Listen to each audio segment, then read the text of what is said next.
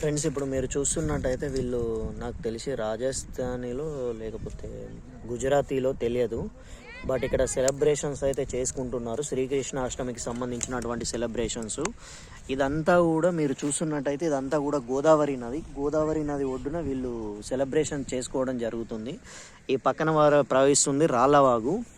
అయితే వీళ్ళు సెలబ్రేషన్స్ చేసుకోవడం జరుగుతుంది. అంటే సెలబ్రేషన్స్ అంటే ఫ్రెండ్స్, ఇప్పుడు సాంప్రదాయాలను కాపాడడం ఒక విధంగా చూసుకున్నట్టయితే ఈ సెలబ్రేషన్స్ చేసుకోవడం అంటే వాళ్ళ మనసుకు ఎంతో ఆహ్లాదకరాన్ని ఇస్తుంది. అదేవిధంగా వాళ్ళ సంస్కృతిని కాపాడుతున్నారు. అయితే ఫ్రెండ్స్, నేను ఇందాక వీడియో చేస్తుంటే మధ్యలో కట్ అయింది. ఏంటంటే ఇప్పుడు జనాలు ఎలా తయారయ్యారంటే వినాయక చవితి మనం ఎంతో గ్రాండ్గా జరుపుకుంటాం ఫ్రెండ్స్. ఒకప్పుడు మనం చూసుకున్నట్టయితే చిన్నపిల్లలతోటి నృత్యాలు కానీ కళాకారులు వచ్చేవాళ్ళు చాలామంది. చాలా రకాల నృత్యాలు జరిగేవి, చాలా రకాల డ్యాన్స్ ప్రోగ్రామ్స్. ఒకప్పుడు మనకేంటంటే ఈ మొబైల్ అనేది ఎప్పుడైతే ఈ టెక్నాలజీ డెవలప్ అయిన తర్వాత అన్నీ మనకు ఈరోజు చేతిలోకి వచ్చాయి.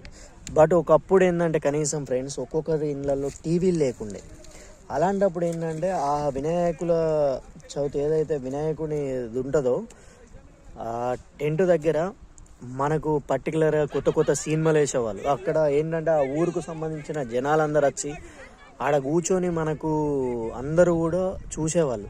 బట్ ఇప్పుడు ఎలా తయారైందంటే ఫ్రెండ్స్, వినాయక నిమజ్జనం అంటే పూజలు చేస్తున్నారు ఫ్రెండ్స్, అంతా బాగానే కాపాడుతున్నారు, సాంప్రదాయాలను కాపాడుతున్నారు. చివరికి వచ్చాక కొంతమంది ఏం చేస్తున్నారంటే తాగితేనే ఎంజాయ్ ఉంటుంది, తాగడంలోనే ఎంజాయ్ ఉంటుంది అని వినాయకునికి సంబంధించినటువంటి నిమజ్జన కార్యక్రమంలో తాగి డ్యాన్సులు వేయడం, తాగి తుల్లడం, దానివల్ల ఎదుటి వాళ్ళకి ఎంత ఇబ్బంది జరుగుతుందని ఆలోచించడం లేదు. అంటే అందరూ కాదు ఫ్రెండ్స్, కొంతమంది అయితే అలానే తయారవుతున్నారు. మీరు పర్టికులర్గా చూసినట్టయితే ఇప్పుడు తాగకుండా మాత్రం ఎవరు కూడా వినాయక చవితిని సెలబ్రేషన్ చేసుకోవట్లేదు.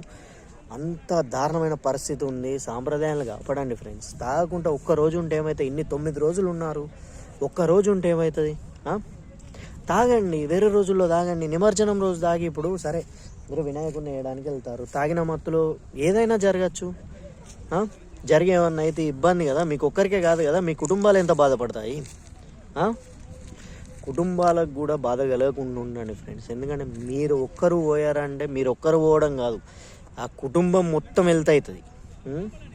దానివల్ల అంటే మీరు ఒక్కరే చనిపోయారు, నేను చచ్చిపోతే ఏంది అని కొంతమంది ఎలా అంటే ఇక మొత్తం వీరత్వం వస్తుంది ఒక్కొక్కరికి.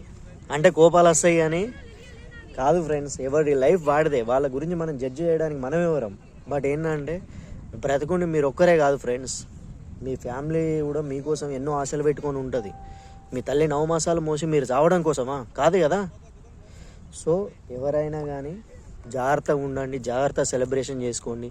నెక్స్ట్ వచ్చేది వినాయక చవితి కదా, అందరూ కూడా వినాయకుని నిమజ్జనంలో పాల్గొని వినాయకుని సెలబ్రేషన్స్ చాలా జాగ్రత్త చేసుకోండి.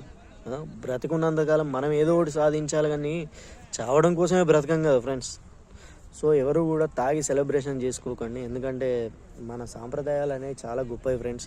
మీరు చూసినట్టయితే మన పురాతన దేవాలయాలు ఎన్నో ఇప్పటికి కూడా కనుమరుగైపోతున్నాయి. దానికి సంబంధించినటువంటి ప్రతి ఏదైతే దూర ప్రాంతాల్లో ఉన్న దేవాలయాలు ఏమున్నా కానీ నాకు మెసేజ్ చేయండి. ఖచ్చితంగా పురాతన దేవాలయాల గురించి కాపాడడానికి మనం ప్రయత్నిద్దాం. ఎందుకంటే మన సాంప్రదాయాలను, మన కట్టడాలను, ఎందుకంటే మనకు వాళ్ళు ఎంతో గొప్ప కట్టడాలను ఇచ్చారు. ఆ కట్టడాలన్నీ కూడా మనం వెలుగులోకి తెద్దాం. Thank you friends.